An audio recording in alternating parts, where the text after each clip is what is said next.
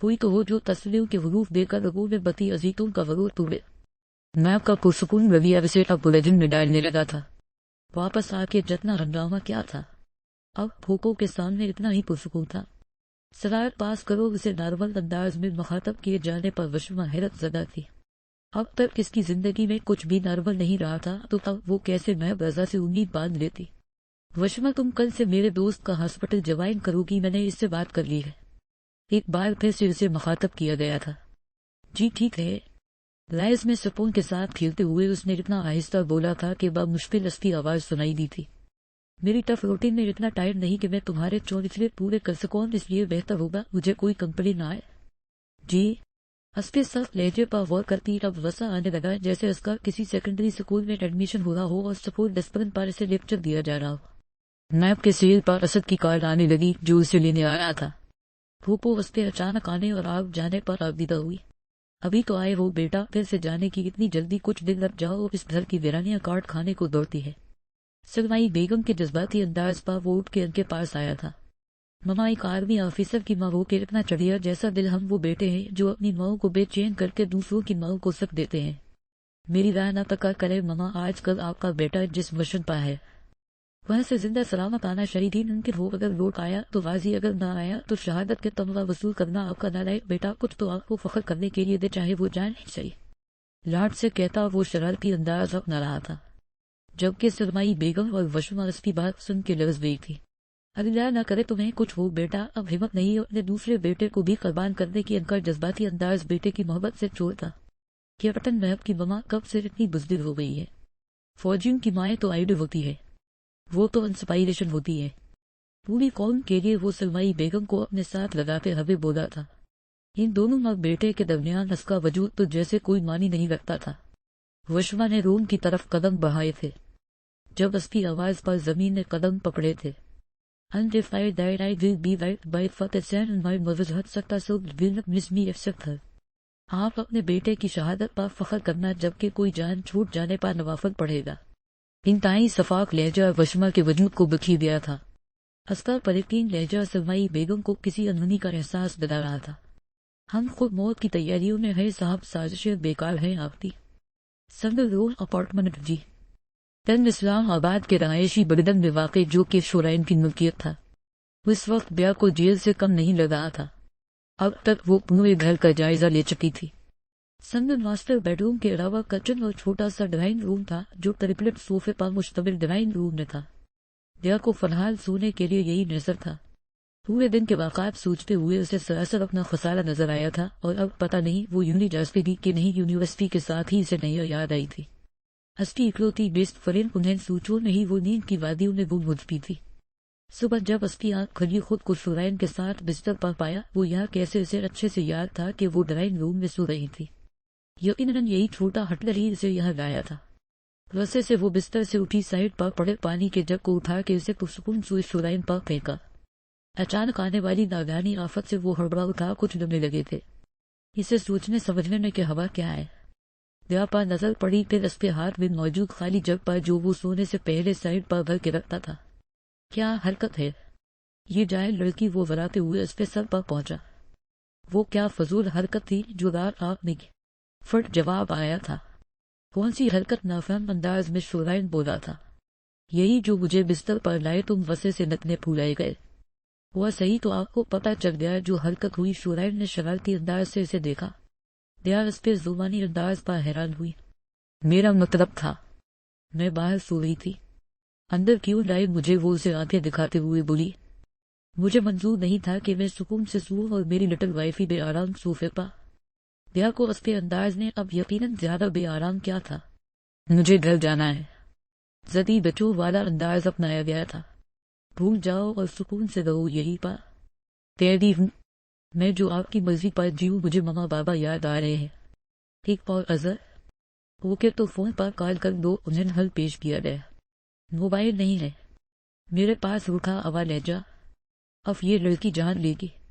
میری شورائن وسفی اداؤں پر قربان ہو رہا تھا۔ میرا سیر استعمال کر لو، احسان نہیں چاہیے کسی کا، کسی نہیں ہوں میں مستز طبیہ شورائن احمد۔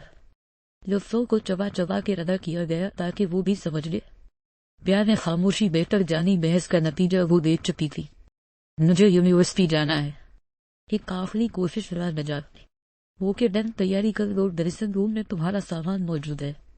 بیگ بکس اور صرف وہ بھی بیار اس کے اتنی جلدی مان جانے پر حیران ہوئی تھی جتنا وہ کل سے ریل بنا ہوا تھا۔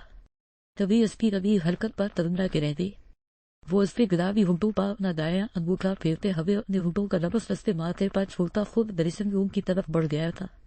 مجھے پسند ہے تمہاری پیشانی پر بوسہ دے کر اقرار محبت کرنا، کتنی خوبصورت بات ہے نہ یہ، دریا میں کسی ظاہر کی طرح ہو اور تمہاری پیشانی کسی مقدس مقام پر کلندر آسمانی حروف۔ نمن کی شرارت تھی جو اسے بے جان کر دی۔ سنو، ایک قبول کھلا ہے، محبت کا کہ دل کے ویرب بوشوں میں چپکے سے باہر لوٹی ہے۔ بارش خوب برسی ہے، دگیز اتنی بے کیف نہ ہوتی، یہ گزر گئے ہے، تم کسی موڑ پر مل جاتے تو اچھا ہوتا۔ لیفٹیننٹ اسد کی آنکھوں میں ایک ہی منظر گھوم رہا تھا، روتی ہوئی بیار اور زبردستی کھینچتا ہوا وہ شخص وہ بے چینی سے ٹہل رہا تھا۔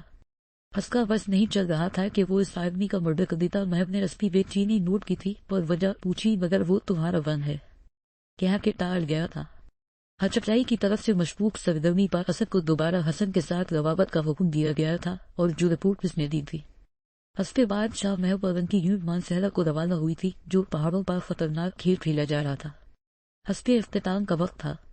حسن ہچکچائی اپنے والد کے ساتھ مل کے پاکستان دشمن عناصر کی تفریح کا سامان کرتا تھا جو اپنے ملک سے دور یہاں پر اپنے ملک کے لیے پاکستان کی جاسوسی کرتے تھے، تو ساتھ ضروریات زندگی کے لیے انہیں بھی ساتھ چاہیے ہوتی جو ملک کی معصوم بیٹیاں اپنی اسبتیں قربان کر کے ان کے شوق پورے کرتی۔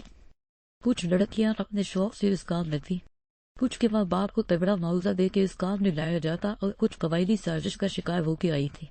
کھیل یہی تک ختم نہیں ہوتا تھا، یہ ایجنٹس کو پسند آ جانے پر ایک لکیر کی سی حیثیت اختیار کرتی تھی اور باقی لڑکیاں باہر کسی نہ کسی ملک بھیجوائی جاتی تھی، کیونکہ ایشین بیوٹی کی ڈیمانڈ ہی بہت تھی۔ اپنے مقاصد کے حسن کے لیے ان کے آدمی نکاح کر کے لے جاتے، ان لڑکیوں کو عزت کی زندگی کے وعدے کر کے، اور پھر کبھی ان کی کوئی خبر نہیں لائی تھی، نہ ہی کوئی لڑکی ان کے چنگل سے کبھی واپس آ سکتی تھی۔ شاہ کے سامنے پروفیشنل انداز میں اسد نے رپورٹ رکھی، ہرنمن کیا انفارمیشن ٹھیک ہے یا پھر ہمیں بھٹکانے کی کوشش؟ شاہ کے سوالیہ انداز پر اسد نے پھٹک کے اسے دیکھا۔ کیا مطلب ہے تمہارا؟ میں کیوں غلط رپورٹ بنا کے اپنی اور تم لوگوں کی جان خطرے میں ڈالوں گا؟ اسد نے سوالیہ نگاہیں اس پر جمائی۔ لیفٹیننٹ صاحب، آپ خواہ مخواہ ہائی پر بولے، مجھے آپ پر کسی قسم کا کوئی ڈاؤٹ نہیں ہے، مگر جو خبر رساں ہے اس کا کیا بھروسہ؟ کیپٹن شاہ نے ایک بھولی سے نوازتے ہوئے اس پر طنز کیا۔ کیا ہو گیا ہے یار، کیوں ایسے ریکٹ کر رہے ہو تم دونوں؟ محب نے مفالتی انداز اپناتے ہوئے کہا تھا۔ شاید کچھ لوگ دوسروں کو اپنے جیسا سمجھتے ہیں، شفاق اور ظالم اور دھوکے باز۔ شاہ اس کے انداز پر چونک تھا۔ اسد بے بنیو صرف شاہ اس کی جانب لپکا تھا، بہرحال وہ اپنے دوستوں سے بہت سنسیر تھا۔ اسد کی قدوات اسے مشتعل کر رہی تھی، اس کے مبہم انداز۔ بس کر دو تم لوگ، محب نے آگے بڑھ کے اسے روکا تھا۔ جانتے ہو نا یہ مشن کتنا امپورٹنٹ ہے ہم لوگوں کے لیے؟ میں شاہ اور تم اسد، ہم سب بڑی طرح اس میں انوالو ہو چکے ہیں۔ اپنے رسد پر کیوں اپنی جان کے دشمن بنے ہوئے ہو؟ جب ٹیم لیڈر یونٹی شو نہیں کرے گا تو باقی لوگ کیسے مبو کریں گے؟ کیوں تم لوگ کتنا پرسنل ہو رہے ہو؟ دونوں کو گھورتا وہ سائڈ ٹیبل پر بیٹھ گیا تھا۔ اس وقت وہ محب کے آفس میں تھے۔ کچھ دیر بعد کرنل مبین اور باقی کی ٹیم بھی انہیں جوائن کرنے والی تھی، جہاں ایک ایک قدم پھونک پھونک کے رکھنے کی پڑائی نے اپنے سینئرز کے سامنے پیش کرنی تھی۔ وہاں پر وہ دونوں جانی دشمن بنے بیٹھے تھے۔ شاہ اسد کا رویہ نہیں سمجھ پا رہا تھا، جبکہ محب کو اندازہ تھا کہ شاید وہ ابھی تک اس لڑکی کو لے کے پوزی سے ہو رہا تھا۔ بعد میں اس سے بات کرنے کا سوچتے ہوئے وہ میپ سامنے رکھنے لگا تھا۔ دگیز شرائن احمد کو بڑی طرح الیکشن میں ناکامی کا سامنا کرنا پڑا تھا۔ روشنی ورا میں سب جمع تھے اور جسپیرے جمع تھے، وہ غائب تھا۔ دادا نے سختی سے اسے تاکید کی تھی کہ وہ گھر آئے اور بیا کو بھی ساتھ لے کے آئے، جبکہ وہ ابھی تک نہیں آیا تھا۔ اور اس سے بڑھ کے جو حادثہ پیش آیا تھا وہ ان کی گاڑی پر حملہ تھا، جس میں وہ تو محفوظ رہا لیکن اس پہ گارڈ سے بچاتے بچاتے اپنی جان سے ہاتھ دھو بیٹھے تھے۔ اس سلسلے میں اس نے اپنی سیکورٹی سخت کر لی تھی، جبکہ شورائن کا لاپرواہ انداز سب کو تشویش میں ڈال رہا تھا۔ اس پہ پارٹی چیئرمین اپنا پیسہ اور وقت ضائع کے ضیاع پر اس سے شدید ناراض تھے، مگر وہ کسی کی بھی کال اٹینڈ نہیں کرا تھا، نہ کسی میڈیا کال کا جواب دے رہا تھا۔ بیا بھی گھر والوں کی لاپرواہی پر سخت ناراض تھی۔ ہفتہ گزر جانے کے باوجود اس نے کسی سے رابطہ نہیں کیا تھا۔ شورائن کی سیکیورٹی میں یونیورسٹی آ رہی تھی۔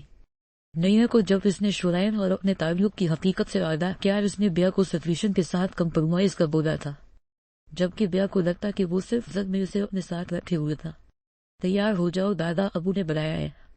ہمیں شورائن نے اسے ڈسٹرب انداز میں اپنے ساتھ چلنے کا کہا۔ نہیں جانا مجھے اس گھر۔ ہو کے مت جاؤ بائے۔ جیسا جواب ملا اس نے بھی وہی انداز اپنایا۔ بیا اس کو دیکھ کے رہ گئی۔ بغیر کوئی زور زبردستی کیے وہ آرام سے اس کی بات مان کے چلا گیا، جبکہ بیا حیران ہوئی۔ شورائن کو تو ہمیشہ اس پہ اپوزٹ چلنے کی عادت تھی۔ مطلب کیا حد ہو گئی بیا، تمہاری تو کوئی اوقات ہی نہیں ہے۔ اس شخص کے سامنے کیا ہو جاتا اگر تھوڑا انصاف کر لیتا، مانا کہ میں سب سے ناراض ہوں مگر مجھے سب یاد بھی تو بہت آرے آنکھوں میں آنسو تب تک برس رہے تھے۔ اگر کوئی نفرت دکھائے تو کیا چلا جاتا جو ذرا برداشت کر لے، نہیں مگر وہ تو لارڈ صاحب ہے۔ ہٹنر وہی پرانی عادتیں بیدار ہوئی۔ خود سے مخاطب ہونے والی مگر تھوڑی دیر بعد نیوز پر چلنے والی بریکن نیوز نے اسے شورائن کے رویے کی وجہ سمجھا دی۔ بیچارہ الیکشن میں ہارنے کی وجہ سے ڈسٹرب تھا۔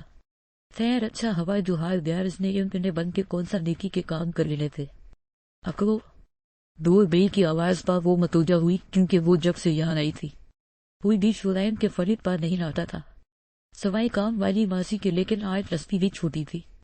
پھر کون آ گیا؟ وہ تو ہمیشہ کی اپنے پاس رکھتا تھا۔ شہید ماما بابا میں سے کوئی وہ، اس نے سوچتے ہوئے ڈور اوپن کیا مگر باہر کوئی نہیں تھا۔ تھوڑا سا آگے بڑھ کے دیکھا، پورا فلور خالی تھا۔ وہ حیران ہوتی واپس ہوئی تو پاؤں دروازے میں کسی چیز سے ٹکرایا تھا۔ جیسے ہی اس کی نگاہ پڑی، اس کی ہارٹ بیٹ تیز ہوئی تھی۔ مفتی سٹائل کا پارسل اور ساتھ میں فریش روز۔ چکراتے سر سے دروازے کو تھاما، یہ یہاں کیسے ایک خوف نے اسے اپنے حساب میں لیا تھا۔ جلدی سے پارسل اٹھاتے ہوئے ادھر ادھر دیکھے بغیر اس نے دور رات کیا کتنی دیر دروازے سے لگی وہ اپنی بے ترتیب دھڑکنوں کو سنبھالتی رہی۔ Don't be afraid my will just open it. Captain سے سفید چٹ پر چھوٹا سا پیغام درج تھا، جیسے کسی نے اس کے کانوں میں سرگوشی کی۔ وہ اس نے نزلتے ہاتھوں سے کو ریمو کیا۔ اندر سے ایک نیلے رنگ کی مخملی ڈبیا اور کچھ تصاویر برآمد ہوئی تھیں جو بڑے طریقے سے اس طرح ارینج کی گئی تھی کہ اوپر اور نیچے وائٹ پورشن تھا۔ شاید سسپنس کریکٹ کیا گیا تھا۔ بیا نے جیسے ہی تصویریں الٹے، اس کے پاؤں کے نیچے سے زمین سرکی تھی۔ ساری تصویریں اسی کی تھیں جو مختلف کیبن سے پر لی گئی تھیں اور ساتھ میں یونیورسٹی کی دی تھی۔ جیسے بیا کو یہ بتایا گیا ہو کہ وہ اس شخص کی پہنچ سے دور نہیں ہے۔ اس نے سب چیزیں خود سے دور پھینکی جیسے کوئی آسیب ہو، خوفزدہ نظروں سے ادھر ادھر دیکھا، کیونکہ کچھ تصاویر اس پہ اپنے روم کی بھی تھی جہاں وہ ڈریسنگ ٹیبل پر بال سلجھا رہی تھی۔ وہ شخص اس کی سوچ سے بھی زیادہ تیز تھا، جسے وہ محض اپنا ون اور کسی کی شرارت سمجھ رہی تھی۔ وہ اتنی غیر اہم چیز نہیں تھی۔ مخملی ڈبیا نے اس کی توجہ اپنی جانب کی۔ اندر سے ایک انتہائی نفیس سی ڈائمنڈ رنگ برآمد ہوئی جس میں ہارٹ شیپ نصب کیا گیا تھا۔ ایک سادہ انداز میں اسے پرپوز کیا گیا تھا مگر وہ تو کسی کی منقورہ تھی۔ کیا ہوا جو وہ اپنے رشتے کا آواز نہیں کر سکتے تھے تو شورائن کے نام سے تو جڑ چکی تھی۔ موبائل ٹون پر اس کی سوچوں میں رفتاش پیدا ہوا تھا۔ اس نے خالی نظروں سے موبائل کو دیکھا۔ انون نمبر سے میسیج تھا۔ Life is full surprises, keep some point in your heart for any available.